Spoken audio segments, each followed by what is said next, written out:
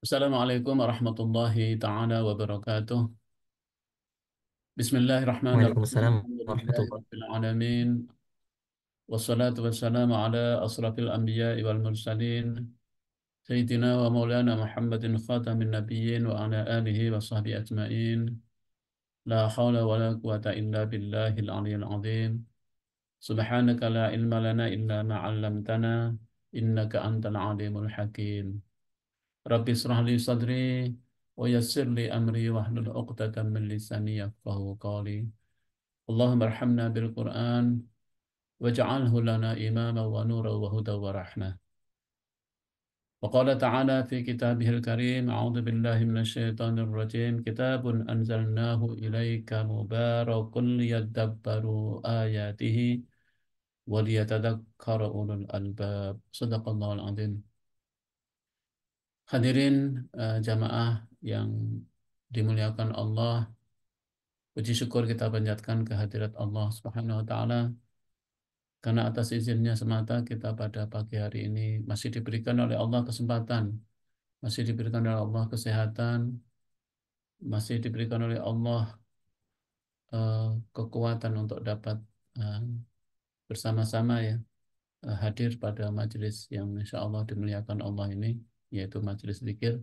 Moga-moga eh, majelis zikir atau majelis ini menjadi majelis ilmu yang dapat menjadi wasilah untuk menjadikan kita semakin lebih baik tentu, eh, lebih bertakwa kepada Allah.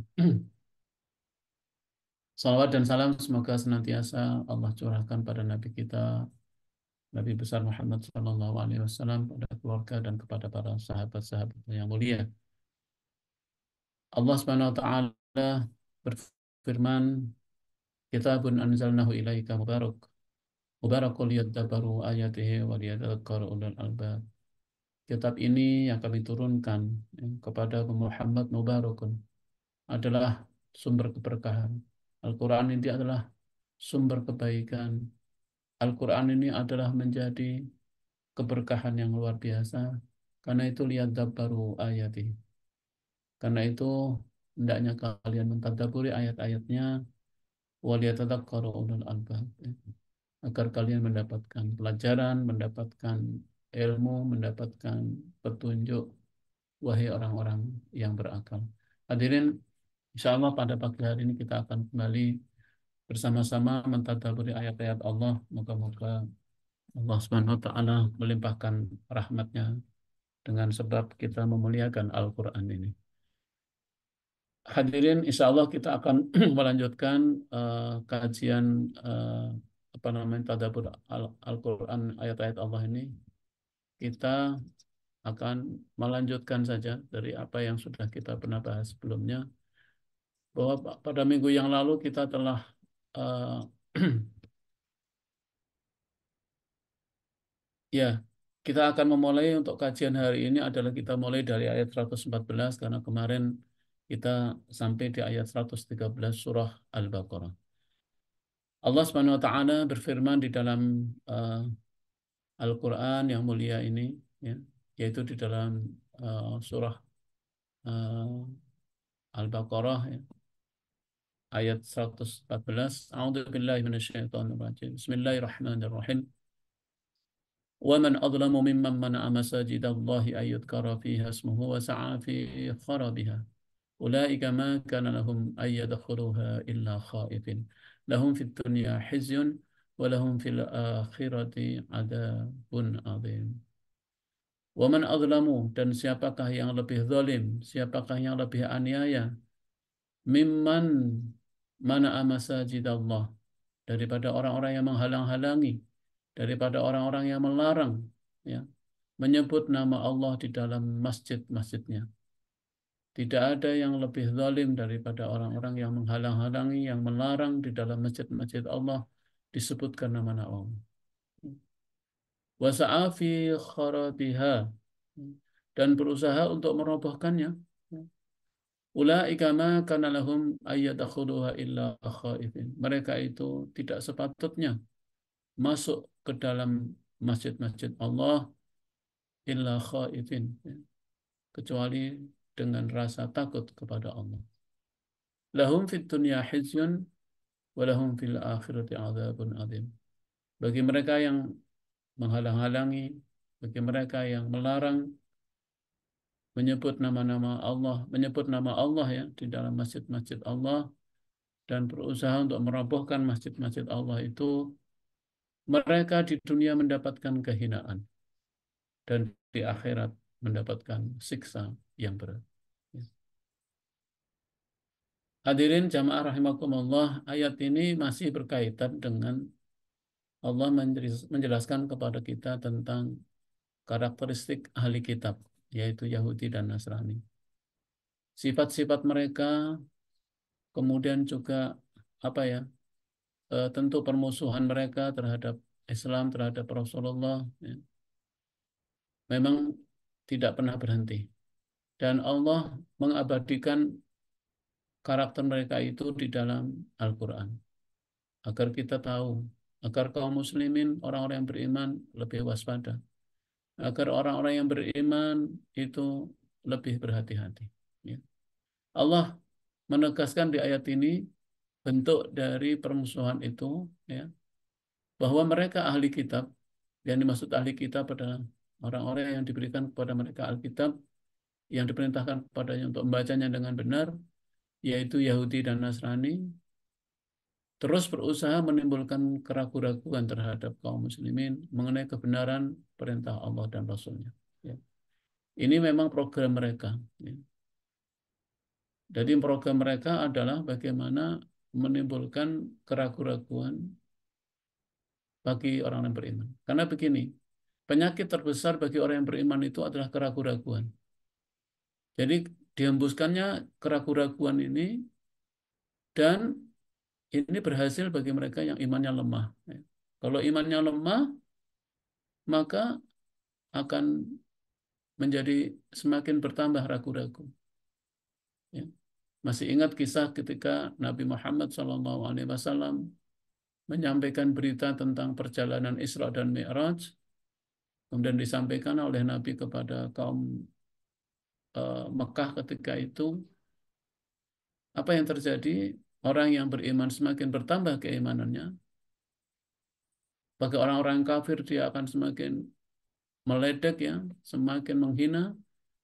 Tapi bagi mereka yang imannya lemah juga semakin ragu-ragu, dan tidak sedikit, ya, mereka yang justru kembali, ya, kepada kekafiran. Karena itu Allah Subhanahu Wa Taala menegaskan di ayat ini bahwa eh, orang-orang ahli kitab akan terus menambah, memunculkan atau menanamkan keraguan-keraguan pada diri orang-orang yang beriman, terutama kaum muslimin, tentang kebenaran perintah Allah. Nah, salah satunya diantaranya adalah diantaranya dengan melarang, ya, menyebut nama Allah di masjid-masjid, ya, dan berusaha merobohkannya.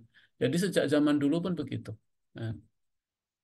Nah, mengapa ini terkait sebetulnya dengan pemindahan arah kiblat dari Masjid dari Baitul Maqdis, yang dari Masjid Aqsa ke Ka'bah di Mekah. Ya. Jadi di sini ditanamkan keraguan-keraguan. Pada saat Rasulullah hijrah bersama para sahabat kaum muslimin ke Madinah, itu kan eh, perintah sholat dijalankan, dan ketika itu perintah sholat itu menghadap kiblatnya itu ke arah Baitul Maqdis. Dan setelah sekitar 16 sampai 17 bulan kurang lebih, ketika Rasul dan para sahabat melaksanakan perintah sholat di Madinah menghadap ke sana, menghadap ke Baitul Maqdis, wah, orang-orang Yahudi itu merasa apa ya? Merasa bangga mereka. Tuh kan, agama kita yang benar, buktinya agamanya Muhammad juga menghadap ke Baitul Maqdis, ya kan? Jadi mereka merasa sombong, ya, bahwa Islam itu agama pengikut mereka. Ya. Buktinya apa? Mereka menjadikan Baitul Maqdis yang ada di Palestina itu sebagai kiblat. Dan sudah kita tunggu, Rasulullah SAW sebetulnya merasa tidak enak dengan itu, ya kan? Tapi tidak pernah minta kepada Allah untuk dipindahkan kiblatnya. Adapun keresahan Nabi kita Muhammad SAW itu oleh Allah dikabulkan, kemudian perintah dari Allah untuk mengarahkan dan memindahkan kiblat menuju ke eh, apa namanya, menuju ke Makkah, ya, kiblat di Makkah. Ketika itulah kemudian orang-orang Yahudi itu menanamkan keraguan-keraguan terus, ya. Bahkan tidak sedikit dari mereka itu, ngapain kamu ke masjid gitu kan, ya. Dan itu udah salah. Pokoknya mereka selalu, ya, menimbulkan keraguan-keraguan itu di kalangan kaum muslimin. Bahkan tidak sedikit mereka menghalangi, ya, kaum muslimin dengan menolak ajakan Nabi agar tetap menghadap ke Baitul Maqdis.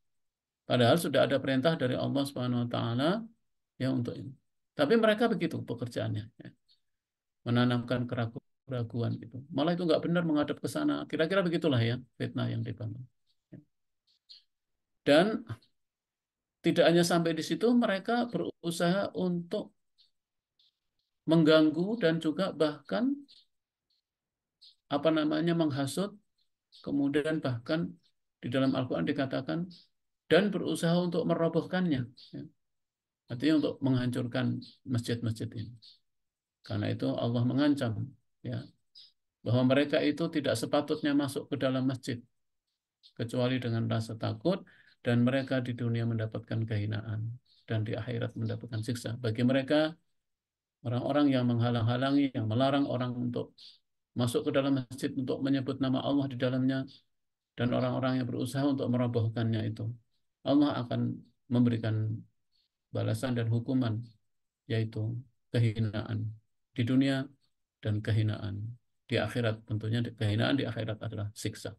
Jadi ini begini, ya, kisahnya ketika ini. Dan dan kisah ini kemudian menjadi pemahaman yang umum tentunya bahwa bagaimana sikap seorang muslim terhadap masjid. Nah, masih bagian dari tadabbur ayat ini. Ini menunjukkan bahwa tindakan menghalang-halangi atau melarang menyebut nama Allah atau memakmurkan masjid Allah itu dengan menyebut namanya di dalamnya adalah bentuk dari merobohkan masjid. Jadi begini, saudara, yang dikatakan innama ya'muru masajidallahi man amana billah. Ya. Yang dikatakan memakmurkan masjid itu ada dua pengertian. Memakmurkan masjid dalam artian fisik, ya, dan memakmurkan masjid dalam artian non fisik, ya, memakmurkan masjid itu. Dan memakmurkan masjid ini menjadi tanda keimanan seseorang. Innama ya'muru masajidallahi man amana billah.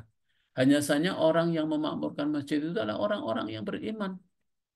Jadi kalau orang beriman pasti orang itu memakmurkan masjid, memuliakan masjid, ikhtiram, nah, memuliakan masjid-masjid Allah. Nah, memakmurkan itu ada dua pengertian, memakmurkan dalam arti fisik dan memakmurkan dalam artian non fisik. Nah, memakmurkan dalam artian fisik, memakmurkan masjid dalam artian fisik adalah termasuk membangun masjid jika masjid itu belum ada. Kemudian membersihkan, membaguskan masjid. Masjid harus bagus, karena itu menjadi simbol kaum muslimin.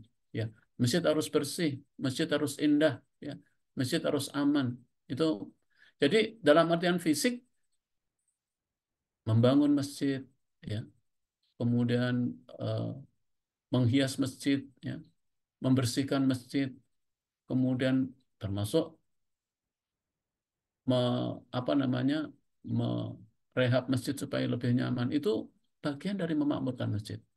Tapi yang kedua nih, memakmurkan masjid yang kedua adalah memakmurkan dalam artian non fisik. Apa itu? Yaitu mengisi masjid dengan kegiatan-kegiatan yang baik. Jadi memakmurkan masjid itu tidak hanya membangun. Kalau kita tidak bisa membangun, ya kita harus apa namanya, memuliakan masjid dengan datang untuk berjamaah di masjid, kemudian iktikaf di masjid. Bahkan pada masa Rasulullah, memakmurkan masjid itu termasuk Rasulullah itu kalau mau berangkat perang, berangkat dari masjid, pulang dari perang, itu pasti datang ke masjid dulu, nggak langsung ke rumah, memakmurkan masjid. Kemudian pada masa Rasulullah, masjid juga menjadi tempat untuk pengembangan ilmu. Makanya di masjid itu harus dilengkapi memang dengan perpustakaan, dengan ini. Kemudian di masjid juga tempat untuk menimba ilmu. Tidak ada larangan di masjid itu untuk melakukan diskusi, untuk juga menyamar, apa namanya, mengajarkan ilmu. Ya. Ini adalah bagian dari memakmurkan masjid. Karena jangan sampai masjid ini fisiknya juga bagus, tapi kemudian nggak ada kegiatan. Jadi memakmurkan masjid dengan kegiatan-kegiatan yang menambah ilmu, menambah ketakwaan, menambah kesabaran, itu bagian dari memakmurkan masjid Allah Subhanahu wa taala. Ya. Jadi itu ya, memakmurkan itu ada dua, memakmurkan dalam arti fisik dan non fisik. Makanya tema terkait dengan esensi memakmurkan masjid ini menjadi tema yang menarik. Kenapa? Karena masjid ini adalah institusi Islam yang di dalamnya itu benar-benar tidak ada batas antara orang kaya dan orang miskin. Tidak ada antara rakyat jelata dan rakyat. Mereka yang datang pertama berhak menempati sop paling depan, dan itulah sop terbaik, sop yang paling mulia. Walaupun dia pemimpin, tapi kalau datang belakangan, ya dia menempati sop yang paling belakang. Begitulah. Ya. Jadi mereka yang senantiasa eh, apa namanya, itikaf di masjid. Yang kedua adalah kewajiban untuk menghormati masjid dan memakmurkannya, tadi ya saya sampaikan. Jadi kewajiban untuk menghormati masjid, ikhtiram, dengan siapa apa? Ya, menghormati masjid itu adalah salah satunya, adalah di antaranya dengan mengisi masjid-masjid Allah ini dengan kegiatan. Jangan sampai masjid kita ini sepi. Jangan sampai masjid kita ini hanya ramai seminggu sekali sholat Jumat saja. Nanti apa bedanya dengan tempat ibadah yang lain? Karena masjid ini dibangun karena memang Allah menyediakan kemuliaan di masjid. Sampai dalam sebuah hadis, kalau kalian sholat berjamaah jangan ketinggalan. Ketika sholat itu, berangkatnya disuruh jalan yang lain, pulangnya lewat jalan yang lain. Kenapa? Karena hitungannya jarak. Setiap langkah menuju masjid itu adalah pahala yang luar biasa dan berkuburan. Makanya beruntunglah orang-orang yang rumahnya jauh tapi datang ke masjid, karena pahalanya per langkah ini. Ya kan? Subhanallah ya. Sehingga ada seorang sahabat ya, namanya eh, kalau nggak salah nama sahabat itu Sya'ban ya. Dia itu orang sahabat yang buta, tapi kalau datang ke masjid duluan. Pernah suatu ketika sampai beberapa hari itu nggak kelihatan. Ternyata sahabat ini meninggal. Rasulullah sedih sekali sampai Rasulullah datang ke rumah itu. Dan dia buta itu, ya, untuk diantarkan ke masjid. Demikian sampai ya. Makanya sampai Rasulullah mengatakan, kalau kalian tahu pahalanya melaksanakan sholat subuh berjamaah ke masjid itu, maka kalian akan mendatangi masjid walaupun dengan merangkak. Jadi inilah bentuk dari eh, apa namanya, apa ya, membedakan orang yang beriman itu. Dan yang ketiga, memasuki masjid harus dengan rasa takut kepada Allah, dengan takwa. Ya. Jadi prasyarat untuk memasuki masjid itu adalah dengan ketakwaan. Ya. Makanya masjid ini harus apa namanya, diisi ya oleh orang-orang yang takut kepada Allah, orang-orang yang beriman, orang-orang yang bertakwa. Dan mereka yang eh, apa ya, yang berusaha untuk terus menyempurnakan keimanannya, maka insya Allah dengan memasuki masjid-masjid Allah, maka mereka akan bertambah keimanan. Jadi bukan masjid khusus untuk mereka yang bertambah, masjid itu untuk semua kaum muslimin. Ya kan? Kita ramaikan. Bahkan juga anak-anak. Nggak apa-apa anak-anak masuk ke masjid dan kita bimbing, kita didik. Kenapa? Siapa lagi yang akan memakmurkan masjid kalau tidak mereka? Makanya masjid boleh dijadikan sebagai tempat untuk mengaji, untuk menimba ilmu, agar mereka dekat dengan masjid. Karena salah satu kata hadis dalam sebuah hadis itu Rasulullah mengatakan, di antara 7 golongan yang akan mendapatkan perlindungan Allah nanti di yaumil mahsyar, dan tidak ada perlindungan melainkan dari Allah. Itu salah satu adalah nomor 2 itu, nomor 1 kan al-imamul adil, pemimpin yang adil. Nomor 2 adalah rajulun qalbuhu mu'allaqun fil masajid, yaitu seseorang yang hatinya selalu terikat oleh masjid. Itu adalah mereka yang akan mendapatkan pertolongan nanti di yaumil akhir. Ya, dalam sebuah hadis yang terkenal itu ya, yang diriwayatkan oleh Bukhari dan Muslim, 7 golongan yang akan mendapatkan naungan di yaumil mahsyar ketika tidak ada naungan. Salah satunya adalah qalbuhu mu'allaqun fil masajid. Seseorang yang hatinya selalu terikat dengan masjidnya. Jadi kalau pergi kemana-mana yang dia selalu, yang dia pikirkan, Masjid terdekat di situ di mana? Karena apa? Karena hatinya sudah terikat oleh masjid. Yang nggak ingin terpisah oleh masjid. Pergi kemanapun yang ditanya, ini tempat ini di mana masjid terdekat? Karena dia nggak ingin ketinggalan dengan keutamaan masjid. Kemudian dari ayat ini juga bahwa masjid adalah tempat yang paling aman dan masuk di dalamnya layak mendapatkan keamanan. Ya.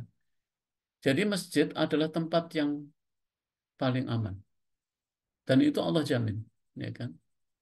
Makanya mereka-mereka yang masuk ke masjid harus kita jamin keamanan. Aman ini begini ya, aman baik secara pengertian fisik dan pengertian non fisik ya. Pengertian fisik mestinya masjid itu harus enak, harus nyaman. Orang yang pergi ke masjid itu nggak takut kehilangan gitu ya, apa-apanya. Termasuk nggak takut kehilangan sandal dan sepatu harusnya. Ini alhamdulillah nih Al-Huriyah sudah berusaha untuk terus memantau ini ya, karena memang tidak perlu. Dan orang yang masuk masjid itu perasaannya aman dia. Ini yang harus ditumbuhkan. Makanya mereka yang masuk ke masjid, mereka harus mendapatkan keamanan dan perlindungan. Ini adalah tugas utama memang dari pengurus masjid ini, dari marbot, mereka-mereka yang ini. Bagaimana tamu-tamu Allah yang datang ke masjid itu aman. Dan aman ini secara fisik maupun secara non fisik ya. Jangan sampai orang yang masuk ke masjid itu nggak bisa khusyuk beribadah. Mestinya karena sholat di rumah itu tidak khusyuk, maka orang itu pengen ke masjid untuk mendapatkan kekhusyuan, untuk mendapatkan sholat yang lebih khusyuk. Dan itu harus bisa kita fasilitasi ya. Nah, ada sebuah kisah yang menarik ketika kisah Fathu Makkah ya. Ketika kisah Fathu Makkah, itu kan orang-orang Quraisy yang waktu itu memusuhi Nabi kan pada ketakutan mereka.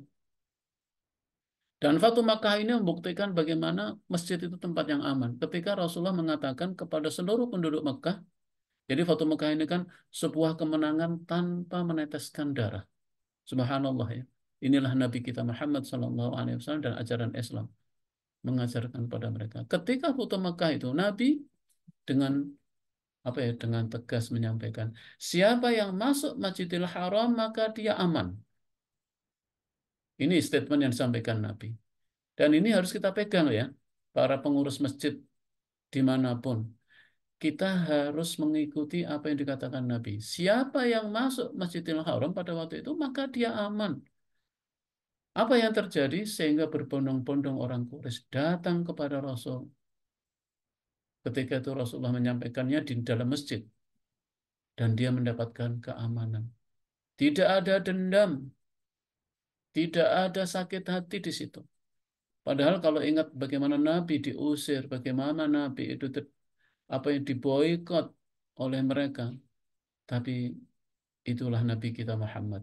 Menyuruh kita untuk waspada, tidak boleh membalasnya. Islam itu menyuruh kita untuk waspada terhadap tipu daya mereka, tapi tidak boleh membalas tipu daya. Kita diperintahkan oleh Allah untuk waspada terhadap dendam mereka, tapi tidak boleh membalas dendam. Dan ini dibuktikan. Jadi inilah misi masjid yang paling penting yang harus disadari oleh setiap kaum muslimin bahwa eh, apa namanya mereka yang masuk ke masjid harus dijamin aman. Dan sebaliknya bagi mereka yang menghalang-halangi, yang berusaha untuk melarang dan berusaha merobohkan masjid, serahkan kepada Allah. Allah, karena apa? Karena mereka akan mendapatkan hukuman. Hukumannya itu berupa kehinaan di dunia dan kehinaan di akhirat. Jadi serahkan kepada Allah. Ketika orang bangun masjid karena Allah, ya itu udah milik Allah gitu kan. Kalau orang mau merusak rumah Allah, biarkan Allah yang ini. Kalau mereka dinasihati tidak mau, walaupun kita harus membelanya, ya. Karena itu adalah simbol dan itu adalah perintah Allah ya. Untuk ikhtiram, memuliakan masjid dalam arti yang lebih luas, memuliakan, menghormati, melindungi, ya, menjamin aman. Semua orang yang masuk ke masjid harus aman. Ini tugas penting banget ya. Ya saya pribadi sebagai ketua DKM Oh, iya selalu lucu kok. mengingatkan. Uniform warna putih itu jadi bagus. Mohon tolong ya itu tadi bocor. Jadi sebagai pengurus-pengurus masjid penting bagi kita untuk terus ya apa namanya bersungguh-sungguh istiqomah ya. Insya Allah kalau kita memuliakan rumah-rumah Allah ya Allah yang akan memuliakan kita. Kalau kita memelihara Allah dan rumahnya ya Allah yang akan memelihara kita. Ini ya pemahaman umum dari masjid ini. Walaupun konteks ayat ini awalnya adalah bagaimana mereka ahli kitab itu tidak pernah berhenti untuk menghalang-halangi bahkan merobohkan masjid dengan cara supaya orang tidak suka di masjid ditanamkan keraguan-raguan. Tapi pemahaman umum ayat ini menegaskan pentingnya kita untuk memuliakan masjid-masjid Allah. Ya. Kemudian ayat berikutnya walillahil masyriqu wal maghrib fa aina ma tuwallu fathamma wajhullah innallaha wasi'un alim. Allah berfirman di ayat selanjutnya di ayat 115 dan kepunyaan Allah lah timur dan barat. Maka kemanapun kamu menghadapkan wajah, dimanapun kamu menghadap, disitulah wajah Allah. Sesungguhnya Allah itu maha luas rahmatnya, lagi maha mengetahui. Jadi ayat ini berkaitan dengan penentuan dan pemindahan arah kiblat yang tadi saya sampaikan. Padahal memindahkan arah kiblat itu bukan keinginan Nabi, bukan perintah Nabi, tapi perintah Allah. Itu pengarahan dari Allah yang harus ditaati. Walaupun orang-orang ahli kitab tidak suka, gitu. Ya terserah, ya. Tapi ini, jadi jadi ini adalah terkait itu. Makanya Allah menegaskan bahwa kepunyaan Allah timur dan barat itu.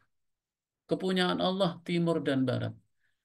Memang tidak berkata utara dan selatan. Sebetulnya ada maksudnya, panjang sebetulnya kalau saya jelaskan. Mengapa Allah menggunakan timur dan barat, tidak menggunakan utara dan selatan? Karena untuk menunjukkan bahwa semua arah mewakili, semua bumi ini milik Allah. Dan ingin menunjukkan bahwa kemanapun kamu menghadap, disitulah wajah Allah. Bukan berarti bahwa wajah Allah itu berada pada satu arah saja. Ya. Jadi inilah kemuliaan agama ini, ya kan? Bahwa eh, Allah Subhanahu Wa Taala itu adalah yang kita sembah. Kiblat itu hanya lambang pemersatu. Jadi bagi Allah kita berdoa misalnya, apakah berdoa itu harus menghadap kiblat? Tidak harus, ya kan? Apakah kita harus menghadap barat? Doa tidak, ya kan? Kenapa? Karena memang Allah menegaskan, kemanapun kamu menghadap, disitulah wajah Allah. Namun untuk ibadah sholat ada aturan, ya kan? Itu yang harus kita ikuti. Salah satu prasyarat sah sholat itu kan ya wudhu, ya, suci dari hadas besar, hadas kecil, kemudian berwudhu dan menghadap kiblat, ya kan? Jadi menghadap kiblat. Kiblatnya yang sudah ditentukan adalah menghadap kepada kiblat di Baitullah Al-Haram, yaitu di Mekah. Jadi ini pengarahan dan perintah yang memang harus ditaati. Sehingga ketika itu kemudian Rasulullah dan para sahabat sholat menghadap ke kiblat.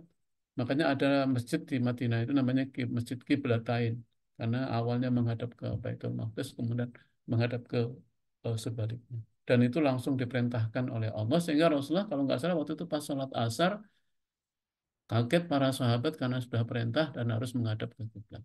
Nah, disitulah orang-orang ahli kitab. Nah, ayat ini juga menegaskan bahwa Allah tidak bermaksud mempersempit hamba-hambanya dalam beribadah. Ini pentingnya pengertiannya. Bahwa kita beribadah kepada Allah dimanapun, kapanpun, pada kondisi apapun. Ya kan?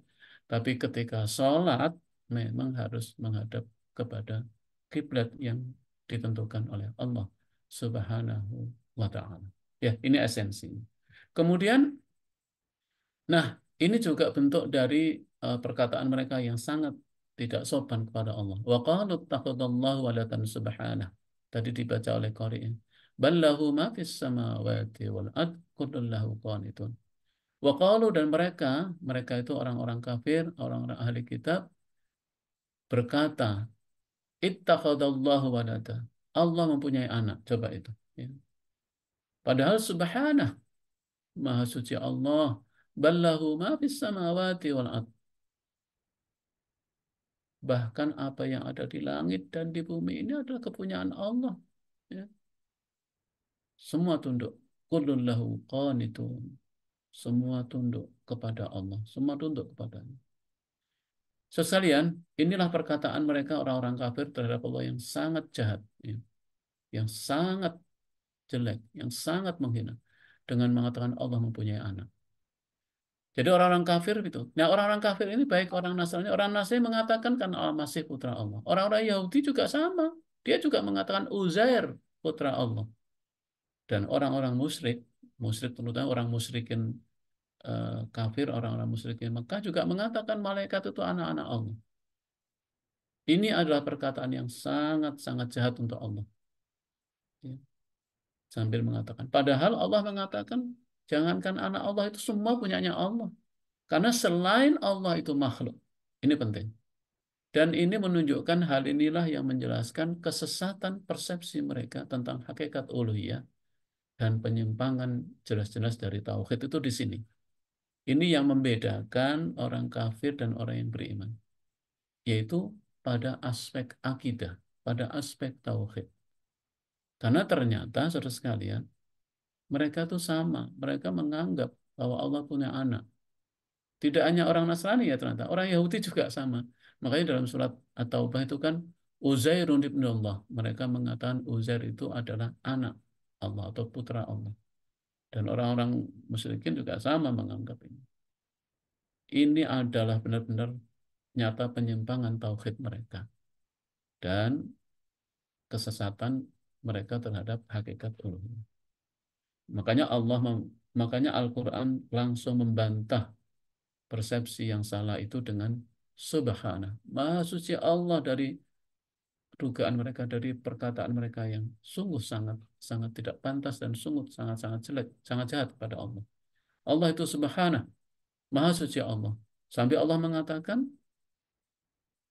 yang ada di langit dan ada di bumi kepunyaan Allah, ya kan? Semua ini, ya kan? Semuanya adalah makhluk ciptaan Allah. Tidak ada namanya anak, tidak ada ini. Karena apa? Makhluk itu hanya satu. Khalik itu hanya Allah. Dan selain Allah, itu adalah makhluk ciptaan Allah. Ya kan?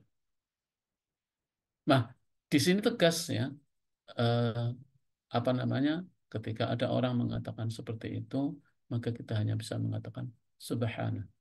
Maha suci Engkau ya Allah dari apa-apa yang mereka persangkakan, dari apa yang mereka tuduhkan semuanya itu sungguh tuduhan itu tidak pantas.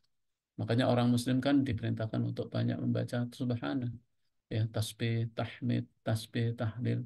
Kalau kita baca tasbih itu harus kita niatkan dalam diri bahwa Allah itu maha suci dari semua yang dituduhkan kepadanya. Ya. Makanya kita diperintahkan oleh banyak membaca tasbih. Kemudian badi'us samawati wal ard ini dilengkapi. Badi'us samawati wal ard wa idza qada amran fa inna ma yaqulu lahu kun fayakun. Allah itu pencipta langit dan bumi. Karena kalimat pencipta itu banyak ya. Ya. Khalaqa itu juga mencipta. Badi itu mencipta. Tapi kalau badi'us samawati itu menciptakan yang sebelumnya belum ada. Allah menciptakan langit dan bumi.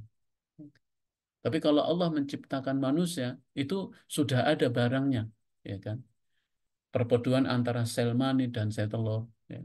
Tapi kalau badi'us samawati wal ard, ini adalah menciptakan dari yang tidak ada sebelumnya. Allah menciptakan langit dan bumi. Dan bila dia berkehendak untuk menciptakan sesuatu, wa idza qada amram fa innama yaqulu lahu kun fayakun. Cukuplah dia hanya mengatakan jadilah. Lalu jadilah sesuatu itu. Ini untuk menegaskan ya, untuk menegaskan bahwa apa ya, inilah persepsi Islam yang murni dan sempurna mengenai Allah yang Maha Suci. Ini persepsi yang murni dan sempurna mengenai Allah yang Maha Suci dan menjelaskan tentang hubungan antara Al-Khaliq dengan makhluknya. Dan Allah juga menjelaskan bagaimana asal terjadinya makhluk, yaitu dari Al-Khaliq. Allah cukup mengatakan jadilah, kemudian makhluk itu terjadi. Jadi alam bersumber dari Khalik. Dan Allah Subhanahu wa taala memiliki iradah dan kekuasaan. Dan iradah dan kekuasaan Allah itu mutlak. Ya kan? Jadi bagaimana menjelaskan kun fayakun? Ini adalah iradah Allah. Jadi hakikat iradah Allah merupakan rahasia yang tidak bisa dicapai oleh kemampuan manusia. Ya. Kadang-kadang orang itu memaksakan bagaimana Allah menciptakan sesuatu. Padahal kemampuan manusia tidak disiapkan dan tidak diperintahkan oleh Allah untuk memahami iradah Allah. Iradah Allah itu adalah tentu rahasia, hanya Allah yang tahu. Jadi kalimat kun fayakun itu kan berarti dari tidak ada menjadi ada. Itulah badi. Allah itu badi, Allah itu mencipta. Nah, terkait dengan berbagai orang untuk bercoba untuk mencari-cari ya, dari mana asal-usul kehidupan, dari mana asal ini. Ya, boleh saja. Tapi ketika menerjemahkan kun fayakun itu adalah iroda Allah. Dan kita manusia itu kemampuannya tidak disiapkan oleh Allah untuk mampu menangkap itu. Makanya terhadap bab ini adalah yang diperintahkan kepada kita itu adalah beriman. Tapi orang yang tidak beriman berusaha untuk mencari-cari, termasuk banyak para filosof yang mencoba mencari-cari jawaban jadilah maka jadilah. Jadi ya apa ya, tidak menemukan, bahkan justru menghasilkan kebingungan. Ya. Karena apa? Karena memang itu bukan wilayah kemampuan manusia, bukan wilayah akal manusia. Ya. Manusia tidak mampu menjelaskan itu semua. Ya. Dan inilah yang dikatakan sebagai iradah dan kekuasaan Allah Subhanahu wa taala. Ini semua untuk menjelaskan bagaimana tuduhan mereka terhadap apa namanya? Allah itu apa ya? Memiliki anak dan lain sebagainya, ya. Jadi seakan-akan apa ya? Allah itu juga memiliki sifat-sifat makhluk, ya. Bahkan ada yang berpendapat ya, bersatu dengan makhluk atau makhluk itu bersatu dengan Tuhan, ini adalah suatu ajaran yang sangat menyesatkan, ya. Padahal eh, Allah menjelaskan bahwa itu adalah iradah dan kekuasaan Allah yang mutlak. Kemudian di ayat berikutnya wa qala alladziina la ya'lamuuna laula yukallimuna Allahu aya au ta'tina ayah. Kadzalika qala alladziina min qablihim misla qaulihim tashabahat qulubuhum qad bayyana ayati liqaumin yuqinun. Wa qala alladziina la ya'lamun, dan orang-orang yang tidak mengetahui, orang-orang yang tidak mengerti berkata, lau laula yukallimuna Allahu ayatina ayah au ta'tina ayah. Kata mereka, mengapa Allah tidak langsung aja berbicara dengan kami atau mendatangkan tanda-tanda kekuasaannya kepada kami? Ya, itu orang-orang yang jadi demikianlah pula orang-orang yang sebelum mereka, kata Allah, juga telah mengatakan seperti ucapan mereka itu. Jadi sebelum orang-orang kafir Quraisy mengatakan itu, orang-orang musyrikin, orang-orang sebelum mereka juga mengatakan hal ini. Hati mereka serupa. Ini penting. Hati mereka serupa. Jadi hati orang-orang kafir itu serupa. Sesungguhnya kami telah menjelaskan tanda-tanda kekuasaan kami pada kaum yang yakin. Ya. Jadi mereka, maksudnya orang-orang yang tidak mengetahui, orang-orang yang tidak mengerti, itu maksudnya adalah orang-orang musyrik. Karena mereka memang orang-orang yang buta huruf, karena tidak mengetahui pengetahuan tentang kitab. Ya. Karena mereka kan eh, paganis ya, jadi mereka tidak mengetahui tentang kitab, baik Taurat maupun Injil. Nah, mereka sering menantang Nabi, ya, orang-orang kafir Quraisy atau musyrikin itu sering menantang Nabi Muhammad agar Allah, kalau perlu Allah itu bicara langsung kepada mereka. Maksudnya kalau Allah yang bicara langsung kepada mereka, mereka akan beriman. Ya. Atau mengapa Allah tidak mendatangkan hal-hal yang luar biasa secara fisik, seperti zaman Nabi Musa mungkin punya tongkat, ya, atau nabi-nabi yang lain, ya, Nabi Soleh, ya, kemudian Nabi Sulaiman, ya, alaihissalam, yang bisa mendatangkan fisik. Karena orang-orang dulu kan begitu ya, orang-orang yang buta huruf biasanya dia terpukul oleh kekuatan-kekuatan fisik, ya, yang luar biasa. Nah, di sini ya, Allah menegaskan bahwa dalam hal ini mereka orang-orang musyrikin itu serupa. Hatinya sama dengan orang-orang Yahudi yang dulu juga suka menantang Nabi Musa. Ya. Tapi ketika Nabi Musa memberikan mukjizat atau diberikan oleh Allah mukjizat berupa tongkat, kemudian tongkat itu mengalahkan semua kekuatan sihir mereka, ternyata sebagian besar mereka nggak beriman. Walaupun ada yang beriman ya, justru orang-orang ahli sihir mereka yang justru beriman gitu kepada eh, Nabi Musa. Tapi sebagian besar mereka, padahal mereka udah minta tadi. Mintanya juga gitu, kalau bisa Allah langsung bicara denganku atau dengan kami. Kalau enggak, mendatangkan kekuatan yang luar biasa. Sudah didatangkan mukjizat yang luar biasa secara fisik. Mereka melihat langsung juga mukjizat Allah itu di depan mata. Tapi apa yang terjadi? Mereka tetap tidak beriman. Hanya sedikit yang beriman. Ya. Makanya ini penting ya, bahwa eh, Allah mengatakan sesungguhnya kami telah menjelaskan tanda-tanda kekuasaan kepada orang-orang yang yakin. Jadi orang-orang yang yakin hatinya, yang mantap keimanannya, maka dia akan mendapati bukti-bukti kebenaran dan keimanannya itu di dalam ayat-ayat Allah. Ya. Dia pasti akan. Jadi ayat-ayat Allah itu akan menguatkan keimanan kita. Jadi yang diperintahkan beriman. Jadi dulu itu orang itu begitu mendengarkan beriman. Mendengarkan Nabi mengatakan langsung beriman. Ya. Tanpa harus ada bukti-bukti fisik dulu gitu. Sekarang ini kan seakan-akan orang baru yakin kalau ada bukti-bukti fisik, harus terbukti eksperimennya. Sebetulnya nggak demikian. Seharusnya orang yang beriman. Kalau orang yang beriman, orang yakin, kemudian dia mempelajari ayat-ayat Allah, akan bertambah yakin. Bukan dibaliknya ya, walaupun sekarang banyak seperti itu. Ya. Minta bukti-buktinya. Padahal sudah datang kepada kita Nabi Muhammad.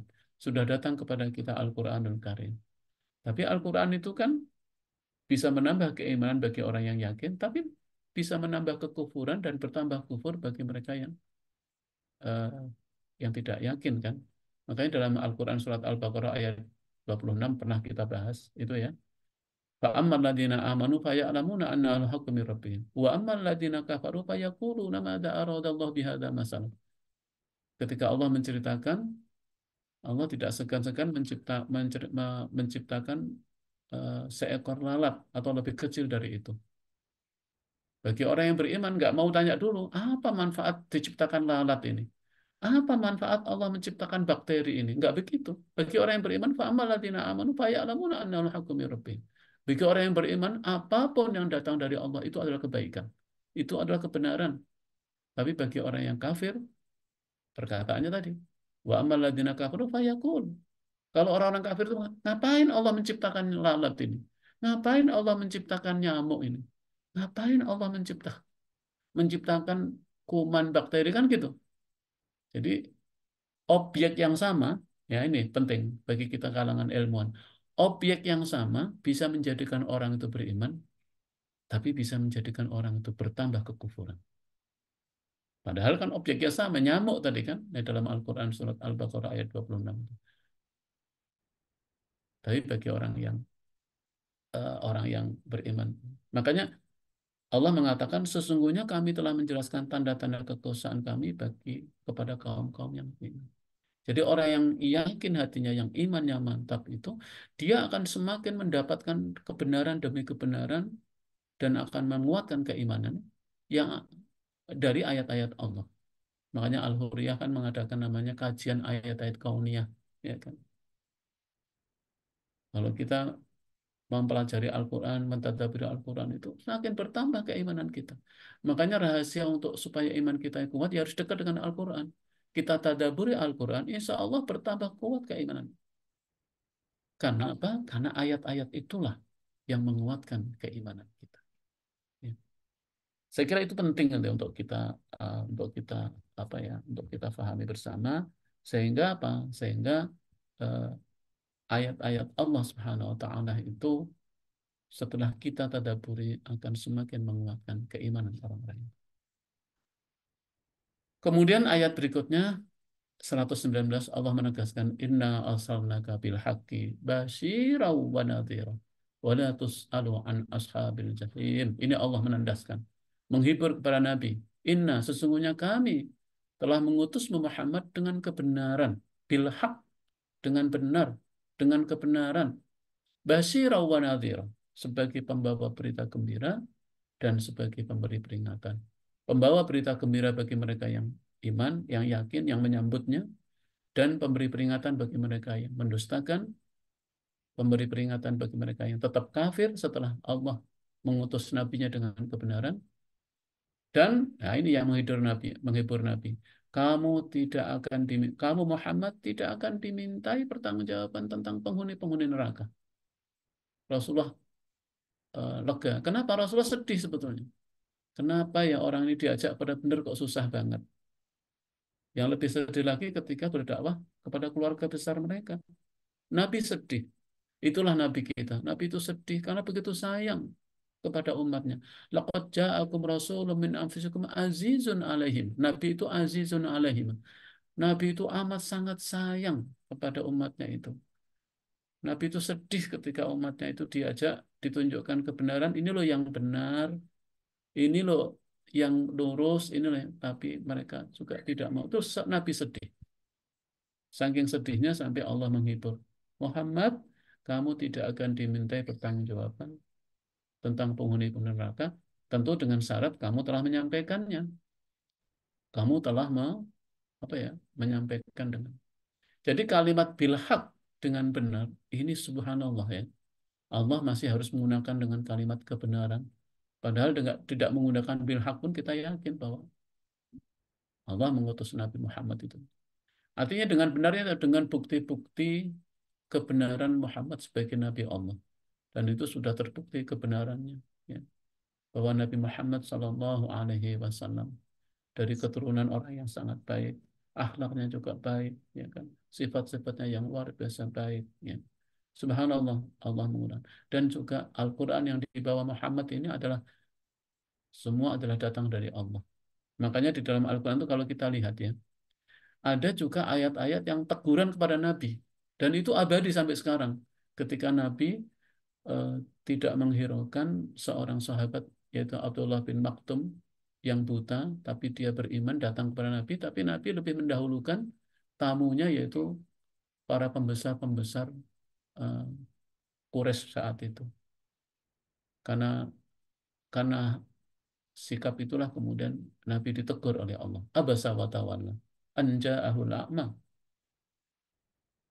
Kalau Nabi mau, kalau itu memang buatan Nabi, ayat itu kan mestinya dihilangkan saja. Wah, ini menghina saya, menegur saya. Enggak, sampai sekarang ayat itu tetap abadi. Kenapa? Karena itu menunjukkan bahwa semua ayat-ayat itu dari Allah. Walaupun isinya teguran pada nabinya yang mulia, tapi teguran itu adalah pelajaran. Teguran itu sampai sekarang ada abadi itu, ya kan? Tapi disitulah menunjukkan tentang kebenaran ayat-ayat Allah dalam Al-Quran. Jadi Allah merintahkan pada Rasul untuk menjelaskan tugas Rasul dan batas-batas tugasnya. Rasul juga pembawa berita gembira. Jadi datangnya Rasul itu punya dua fungsi. Pembawa berita gembira. Nabi itu memberikan kebahagiaan dalam bentuk kegembiraan asal kita mengikutinya. Tapi Nabi itu memberikan juga kabar yang menjadi peringatan bagi mereka yang mengingkari. Ini kan peringatan, belum adab loh ya. Adab itu kan nanti di yaumil akhirah. Jadi bagi mereka yang beriman, Anda orang-orang yang beruntung, tapi bagi mereka yang uh, ingkar, ya, Allah beri peringatan ya untuk tetap kalian apa namanya uh, taat ya sehingga Allah mengampuni. Jadi di sini Allah menegaskan terkait dengan tugas-tugas kerasulan.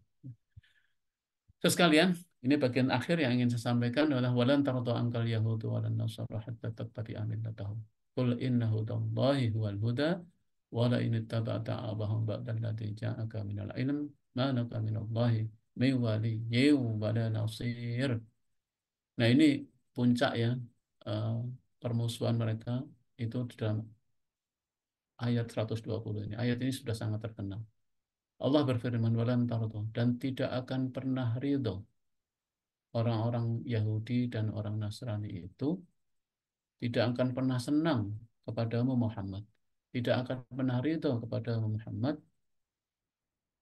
hatta tattabi'a millatahu, sehingga kamu mengikuti agama mereka, sehingga kamu mengikuti ajakan mereka, sehingga kamu sampai meninggalkan keyakinan kamu.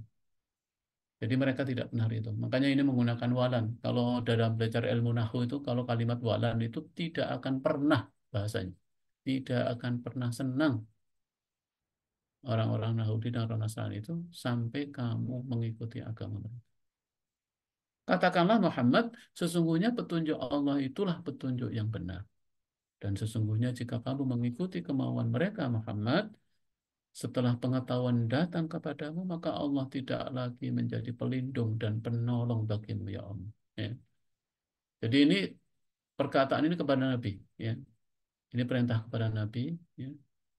Tapi karena ini adalah Al-Quran, maka ini adalah perintah ini juga kepada orang-orang yang beriman.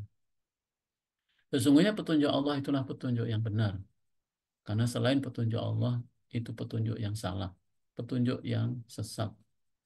Dan sesungguhnya jika kamu mengikuti kemauan mereka, ya, kemauan orang-orang Yahudi dan orang Nasrani, setelah pengetahuan datang kepadamu, setelah ilmu datang kepadamu, setelah hidayah datang kepadamu, maka Allah tidak lagi menjadi pelindung dan penolong bagimu. Ini ini statement dari Allah lah ya. Kalau kita mengikuti mereka, maka Allah tidak lagi menjadi pelindung dan penolong bagi kita. Jadi ayat ini menegaskan ya bahwa Yahudi dan Nasrani itu akan terus bahasanya memerangi dan melakukan tipu daya terhadapmu Muhammad. Makanya waktu di Madinah itu Nabi cukup lelah menghadapi mereka karena mereka ini memang pintar mengatur tipu daya. Mereka tidak segan-segan mengatur tipu muslim. Ya. Dan mereka Yahudi Nasrani itu tidak akan mau berdamai, tidak akan senang kepadamu sampai atau kecuali engkau berpaling ya dan meninggalkan tugas dakwah atau engkau sampai meninggalkan kebenaran atau melepaskan keyakinan. Maunya mereka begitu. Jadi mereka baru tidak mengganggu kita kalau kita itu mengikuti mereka, meninggalkan keyakinan agama. Dan inilah problem abadi. Saya garis bawahi. Inilah problema abadi yang akan engkau dapat atau engkau jumpai pada sepanjang masa dan sepanjang tempat. Jadi permusuhan ini ada. Jadi inilah peperangan yang dilancarkan oleh kaum Yahudi dan Nasrani pada setiap waktu dan tempat pada semua bidang. Tidak hanya bidang keyakinan ya, bidang ekonomi, sosial, namanya juga peperangan. Itu akan terus. Ya. Baik, ikhlas rahimakumullah. Jadi ayat ini ayat yang sudah terkenal, makanya ayat ini menandaskan bahwa yang namanya ghazul fikri, perang pemikiran, perang budaya, itu akan selalu ada sepanjang kehidupan. Apa tugas kita? Kita harus waspada. Ya.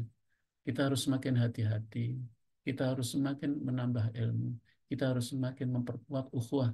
Kita harus semakin saling nasihat-nasihat. Dan ayat ini semakin membutuhkan kita akan pertolongan dan petunjuk Allah Subhanahu wa taala. Mungkin itu yang bisa saya sampaikan. Semoga yang sedikit ini ada manfaat bagi kita. Saya kembalikan kepada MC ya, Wahyu. Silakan. Syukron jazakallah khairan kasiran kepada Ustadz Profesor Abdul Munif yang sudah menyampaikan materi kajian Tadabbur Al-Quran. Alhamdulillah tadi sudah mencapai surat Al-Baqarah ya ayat 120. Mungkin kita lanjut ke sesi berikutnya yaitu sesi tanya jawab. Bagi jamaah sekalian yang sekiranya masih ada pertanyaan, ada yang ingin ditanyakan, mungkin bisa meraise hand.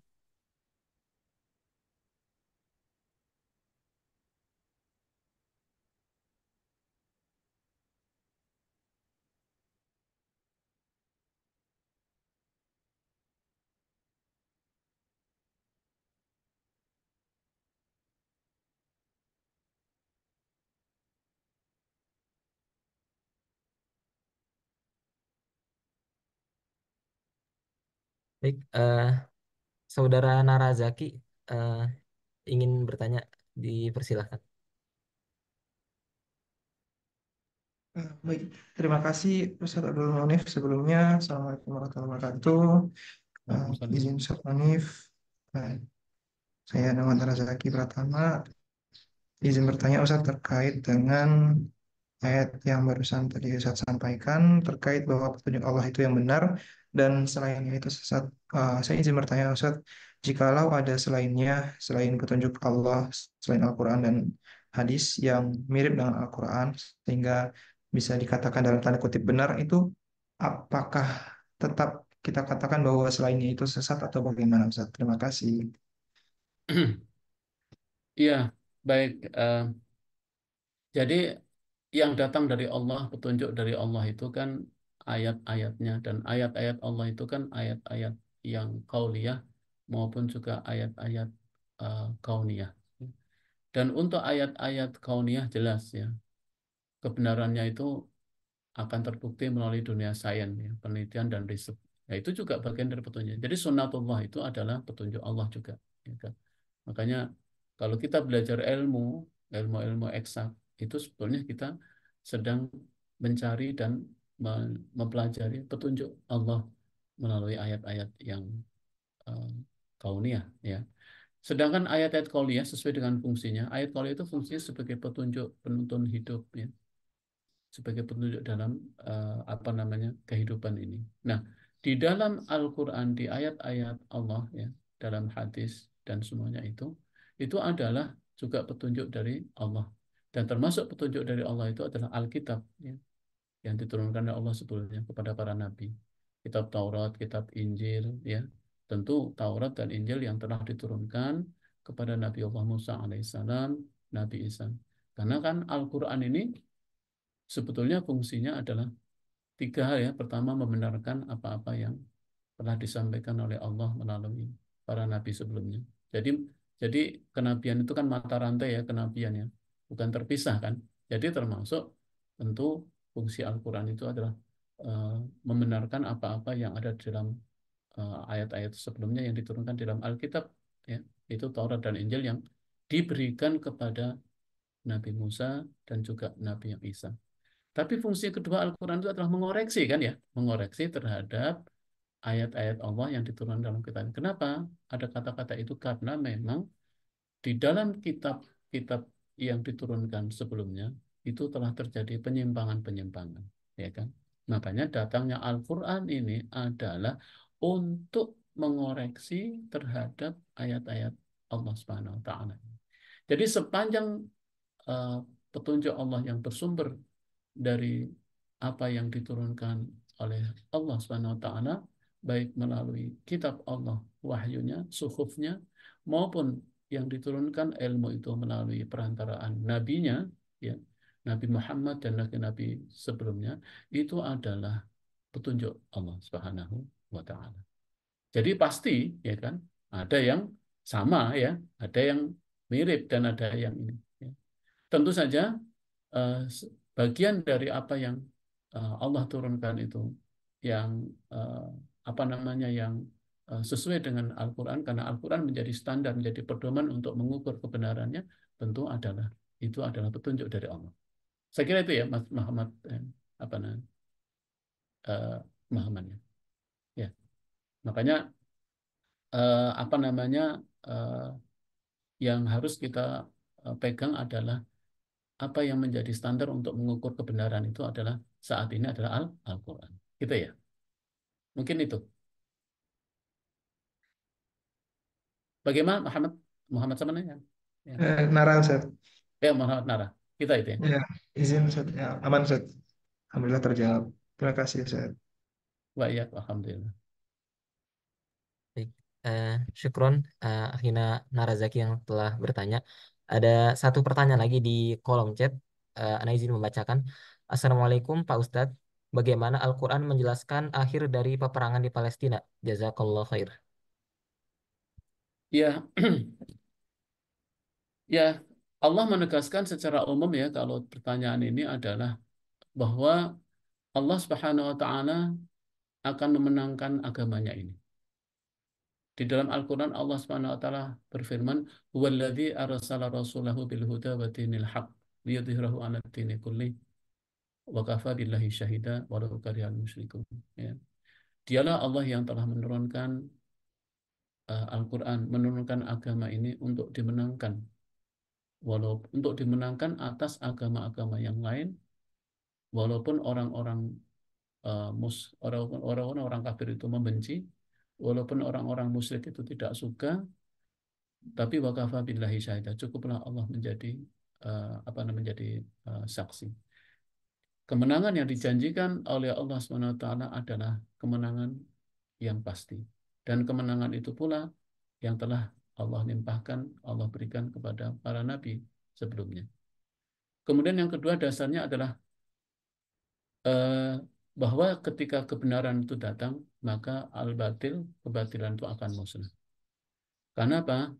Karena sesungguhnya kebenaran itu akan menang atas kebatilan. Nah, persoalannya kemudian adalah bagaimana dikaitkan dengan kondisi yang eh, apa namanya eh, yang ada. Nah, ini eh, tentu kita yakin ya, akan janji Allah Subhanahu Wa Taala. Cuman kita tidak bisa mengetahui kalau pertanyaannya kapan, ya kan? Kapan Allah memberikan kemenangan, ya? Kapan Allah akan memberikan eh, kesuksesan, termasuk yang menimpa saudara-saudara kita di eh, di Palestina, ini adalah menjadi rahasia Allah. Namun Allah Subhanahu Wa Taala menegaskan bahwa ternyata hukum sebab akibat itu berlaku juga di dalam di dalam kehidupan ini. Artinya bahwa kalau kita mengikuti sebab-sebab dari sebuah kemenangan, kita menang. Tapi kalau kita mengikuti sebab-sebab dari sebuah kekalahan, kita kalah. Pertanyaannya adalah sederhana saja. Apakah kita sudah melalui sebab-sebab dari sebuah kemenangan, khususnya di Palestina? Ya kan? Sebagian ya, tapi sebagian besar kita belum. Termasuk adalah persatuan, kekuatan. Dan ini kan belum terjadi. Ya kan? Makanya sebetulnya peristiwa yang ada di Palestina, saya menganggap itu adalah ujian bagi kita semua kaum muslimin. Ya kan? Ujian, dan Allah memberikan kesempatan kepada kaum muslimin untuk ikut berkontribusi, kesempatan untuk beramal, termasuk agar kita semakin tumbuh ukhuwah sesamanya, agar kita semakin semakin kuat eh, persaudaraan kita, agar kita semakin mengevaluasi bahwa ketika kita tidak bersatu itu akan dimudahkan, akan mudah dikalahkan oleh oleh kebatilan, ya kan? Padahal Allah janjinya innal batila kana zahuqa, sesungguhnya kebatilan itu pasti akan musnah ketika kebenaran itu datang. Tapi mengapa ini enggak terjadi? Karena apa? Karena ini menjadi ujian bagi kita. Karena kita belum mengikuti sebab-sebab dari sebuah kemenangan. Sama lah, kita ini sekolah ya. Kita ini akan lulus kalau kita mengikuti sebab-sebab dari kelulusan. Rajin, tekun, dan begitu kan sama. Tapi kalau kita, masa kita akan lulus kalau kita nggak rajin, nggak tekun, malas, nggak pernah belajar, ya nggak ada lah. Ya, hukum-hukum Allah itu berjalan. Saya mengatakan bahwa bagaimana Al-Quran menjelaskan di akhir, secara spesifik tidak ada, tapi Rasulullah mendoakan. Moga-moga Allah memberkahi Yaman dan memberkahi Syam, dalam hal ini adalah Palestina. Nah, peluang bagi kita sebetulnya kaum muslimin untuk eh, beramal soleh ya, kesempatan. Jadi karena Nabi juga usaha keras luar biasa. Bagaimana Nabi Daud bisa mengalahkan bisa mengalahkan eh, apa namanya eh, kekuatan Jalut itu kan ternyata rahasia kemenangannya itu sederhana ya, ketika Nabi Daud yang mempunyai keahlian ketepel itu kan semua bagian tubuh Jalut itu terbungkus, cuman matanya yang enggak. Kemudian Nabi Daud yang kecil itu izin ikut perang, dan dengan ketepelnya dia bisa melemparkan batu kecil itu langsung mengenai mata Jalut, sehingga Jalut itu terkapar begitu kena serangan mata itu. Apa yang saya ingin sampaikan di sini, ikhwatu fillah, ini adalah pelajaran penting bagi kita semua, ya, bahwa apa yang sekarang menimpa di Palestina sebetulnya adalah ujian bagi kita. Ya.